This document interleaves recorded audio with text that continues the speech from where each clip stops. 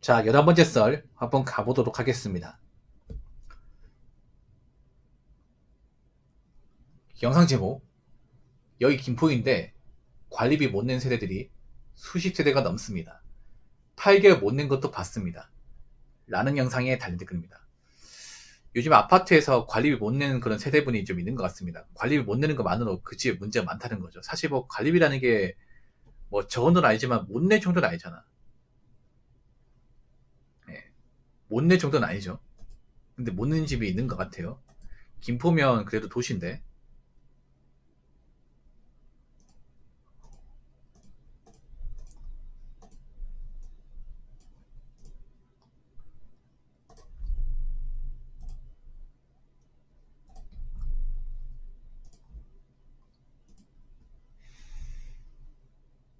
근데 그런 세대가 수십 세대 넘는다. 보통 입주민들은 몰라요. 입주민들은 어떤 세대가 관리비 못 내는지 몰라요. 근데 아마 제가 보니까 이 글을 적으신 분은 아파트 관리 사무소에서 일하신 분 같아. 관리 사무소에서 일하면 알 수 있습니다.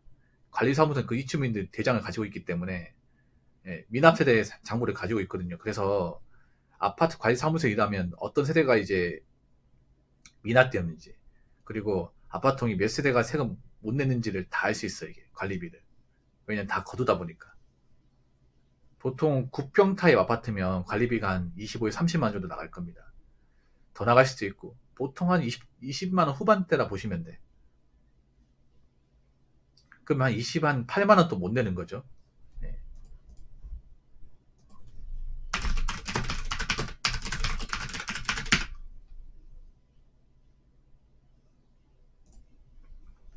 그만큼 빠탄 집이 많다는 거죠. 근데 아파트 사는 분들이 뭐 여유있게 사는 분도 있지만 힘들게 사는 분들도 좀 있을 겁니다, 여러분. 요즘에 연끌 하신 분들이 많이 힘들잖아, 맞죠? 왜냐, 우리나라 아파트가 좀 비싸기 때문에 뭐 대출금을 무리해서 받고 들어가신 분들이 좀 있어요. 수도권 많겠죠. 김포 수도권이니까. 서울 옆 동네 아닙니까? 그럼 당연히 여기도 집값 거품이 심해지면서 대출을 많이 받고 들어간 사람이 분명히 있을 거란 말이죠. 그분들이 지금 매달 나가는 이제 원금이자를 갚는 게 상당히 버거울 겁니다.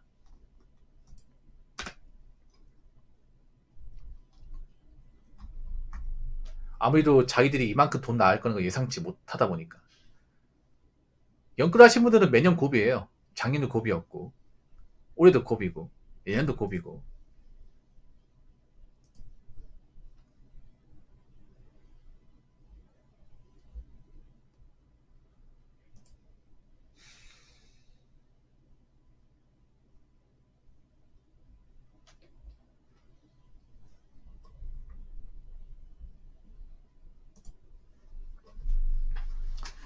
아파트에 잘 사는 분도 있겠지만 좀 무리해서 들어가신 분들이 좀 많아요. 무리해서. 모든 아파트 사는 분들 다 잘 산다고 생각하면 안 되는 게 뭐냐면, 여러분 아파트도 보면 절반은 전월세입니다. 전월세. 예. 전부 다 매매가, 전부 다 자기 집이 아니에요.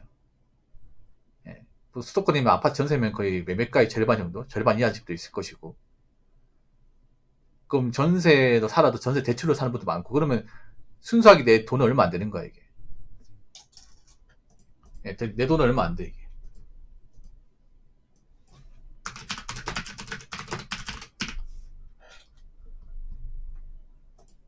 이번에 김포 아파트가 한 4억대 중반, 5억대 하네요. 싼 거는 뭐 3억대도 있고. 그러면 만약에 이걸 전세로 샀다. 전세로 한번 볼게요. 전세가 한, 전세도 한 2억 정도? 2, 3억 정도 하네요. 그건 전세금을 내 돈일 수도 있지만, 그 전세 대출을 받은 돈일 수 있어. 그럼 내 집은 얼마 안 돼. 그럼 잘 사는 게 맞아요? 그리고 월세로 사는 분도 있습니다. 여기 월세 볼까? 자, 이 보니까 월세도 있네. 의외로 아파트 월세 사는 분들 많습니다, 여러분. 월세 사는 분들. 여기 보니까 김포 아파트. 아, 여기 검담이구나.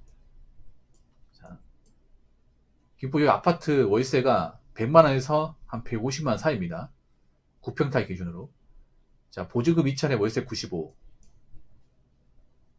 그리고 보증금 8,500에 월세 105만원. 의외로 아파트 월세 사는 분들 좀 있어, 여러분. 월세라도 살아보고 싶어가지고. 그 월세 살면 잘 사는 거예요? 잘 살면 월세 안 살겠죠, 여러분? 그렇지 않습니까? 그래서 물론 아파트를 뭐 내가 대출금 거의 없이 가지고 있다면 그래도 괜찮게 사는 게 맞지. 근데 모든 아파트 입주민들이 다 여유있게 살고 다 괜찮게 살고 이건 아니에요. 아니야. 의외로 무리해서 아파트 들어가서 고생하신 분들 많이 있어요, 이게.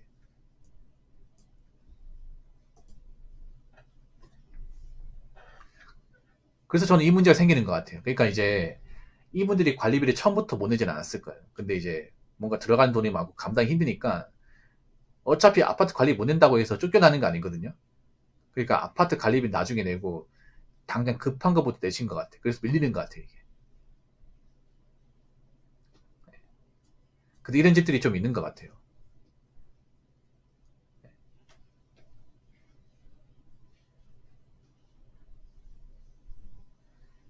아파트는 환급성이 좋다. 이 말도 사실 좋다고 볼 수 없어요. 그냥 환급성이 좋다는 거는 잘 팔려야 되는데, 여러분 지금 아파트 사실 그렇게 잘 안 팔립니다, 여러분. 한 상식으로 생각해 보세요. 지금 아파트 정말 좋은 자리 아니고서는 거품이 많이 끼어 있습니다. 오히려 적당한 가격대 아파트는 거래가 잘 될 거야. 그건 거품이 없으니까. 근데 지금 거품 낀 아파트 많이 있잖아. 그런 아파트는 누가 살려고 하겠습니까? 사실 거품 많이 껴가지고 맞잖아요. 내가 저 아파트 살려면 대출을 많이 받아야 되는데 한번 생각해봐 여러분. 예를 들어 동탄 같은 아파트 내가 그 동탄 사는 거 아니면 내가 누가 거기 들어가려고 할까? 비싸게 돈 주고.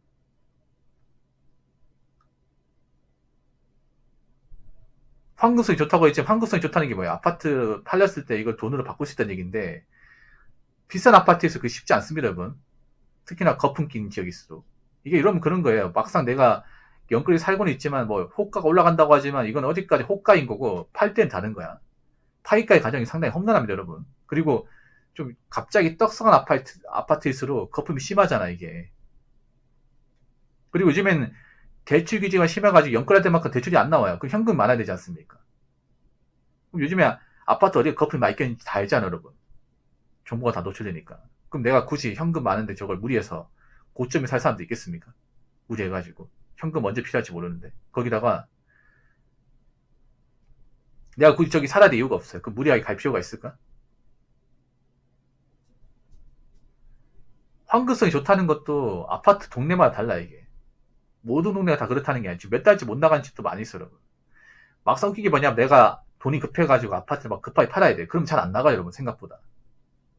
내가 지금 이 대충 못 갚다 버리고 빨리 팔고 나가고 싶은데 잘 안 나가 여러분 진짜 속이 타 들어간다니까 이게. 지금 연끌 하신 분 중에 아 큰일 났다 싶어가지고 빨리 팔고 나오자 싶어서 나오려고 하는 사람들이 그게 과정이 엄청 험난해 여러분. 생각해봐. 지금 대한민국 사람들 중에서 아파트를 그냥 있잖아요. 대출금 적게 받고 거의 현금으로 살 수 있는 사람 누가 될까 여러분. 그리고 굳이 지금 시기에 비싼 돈 주고 살려고 하는 사람도 있을까? 막상 뭐 서울이 집값 올라간다고 하지만 그 집값을 재본 사람들 별로 없잖아 이게.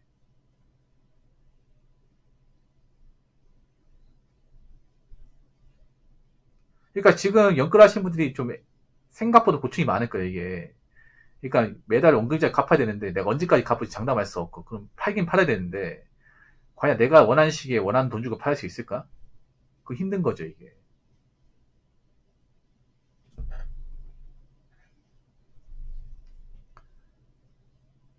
그러니까 모든 아파트 사람들 다 문제 있다 아니에요. 그러니까 대출 감당할 수 있는 선에서 샀으면 괜찮죠. 근데 좀 무리해서 사신 분들 많잖아. 특히 신도시일수록. 솔직히 말하면 신도시 별거 없거든요. 원래 신도시가 아니었던 것이에요. 원래 신도시라고 말하는 곳은 원래 도시가 아니었던 것이에요. 그냥 새롭게 도시를 만든 것이죠. 무조건 신도시를 만들었다고 그 사람 많이 살고 무조건 뭐 다 몰립니까? 그건 아니잖아요. 이게. 그리고 신도시 굳이 살아야 될 필요가 없는 사람도 엄청 많잖아 이게. 그리고 지금 아파트 좀 거품이 심하다는 것도 알고. 그럼 내가 굳이 급하게 이사 가야 될 어떤 목적이 없으면 굳이 그 비싼 돈 주고 사겠습니까? 앞으로 어떻게 될지 모르는데.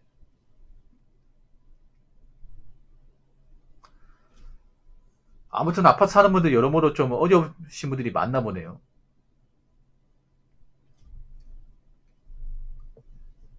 자, 댓글 한번 읽어보도록 하겠습니다. 여기 창원입니다.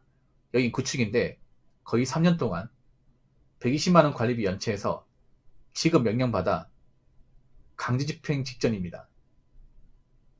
아파트 관리비는 소멸시효 3년입니다. 라고 적었습니다. 야, 3년 동안. 아, 그러니까 3년 동안 120만원 연체했는데 이거 3년 동안 안 내가지고 이제 지급 명령 받아서 돈을 줘야 되는데 안 줘가지고 강제 집행한다고. 야, 120만원 때문에 강제 집행한다고. 꼴랑 120만원.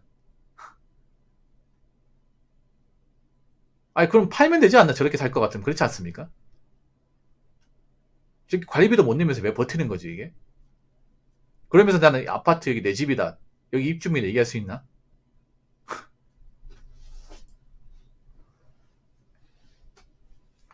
아니, 저 감당 못할 것 같으면 나가면 되잖아. 팔고. 팔아봤자 얼마 안 돼서 그런 건가?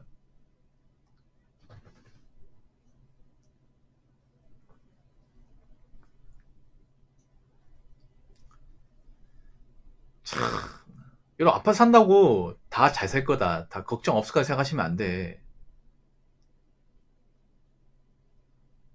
우리 아파트 사는 분들이 걱정이 많을 거야. 대출금 때문에. 그러니까 지금 무리해서 들어간 사람들이 많다니까, 생각보다. 신축은. 그 신도시 같은 데는. 왜냐하면 신도시 들어간 이유가 뭐예요? 앞으로 여기 번성하고 발전할 것 같으니까. 떡상할 것 같으니까. 그거 믿고 간 거잖아. 그럼 집값 오르겠지.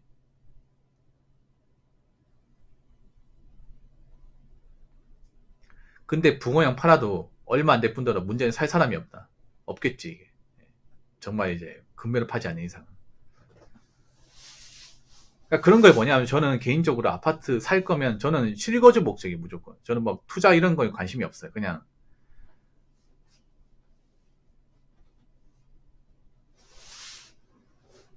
쭉 살 거기 때문에. 예. 그냥 저는 아파트 살아도 웬만한 불편함은 다 감수할 수 있거든요. 예. 요즘엔 사람들이 너무 따지는 게 많아가지고 뭐 지하철에서 뭐 얼마 앞에 있어야 되고 뭐 코앞에 뭐 있어야 되고 사실 그런 거 다 필요 없거든요, 여러분. 툭 까놓고 좀 불편해도 다 감수할 수 있단 말이야. 워낙에 짜잘한 것도 삶에 짜이다 보니까 좀 사람들이 좀 예민해졌을 뿐 사다 보면 다 정할 수 있는 거야, 이게.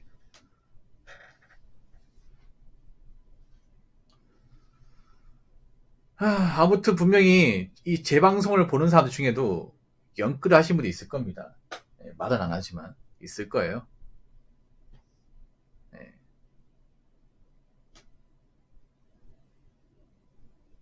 근데 뭐 인프라가 꼭 좋은데 살 필요는 없어요, 이게. 어차피 나 거기 다 쓸 것도 아니고요. 어차피 사람들이 쓰는 인프라는 극히 일부입니다, 여러분.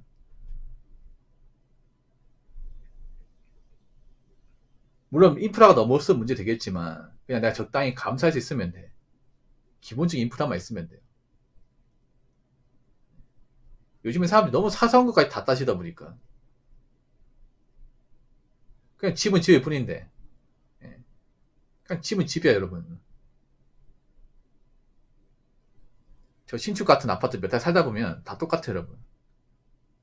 그리고 막상 직장인들은 아파트 시설의 어떤 그런 인프라 같은 거 다 이용도 못 합니다, 이게. 관리만 나가지. 아파트 뭐 신축 보면 막 강조하는 게 뭐 골프장 있고, 뭐 사우나 있고, 헬스장 있고, 다 쓸 것 같아? 안 써, 여러분. 근데 그런 게 관리비에 다 청구되거든요, 여러분. 이미 지어놨으니까. 내가 안 써도.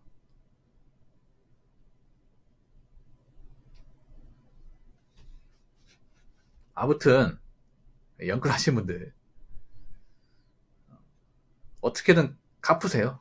못 갚겠으면 파시던가. 적어도 이렇게 관리비 연체되는 일은 겪지 마시고. 관리 못 낼 것 같으면 사지 마시던가. 무슨 말인지 아시겠죠?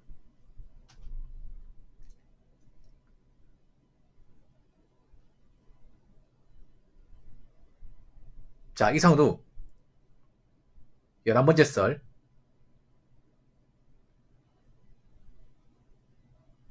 마치도록 하겠습니다.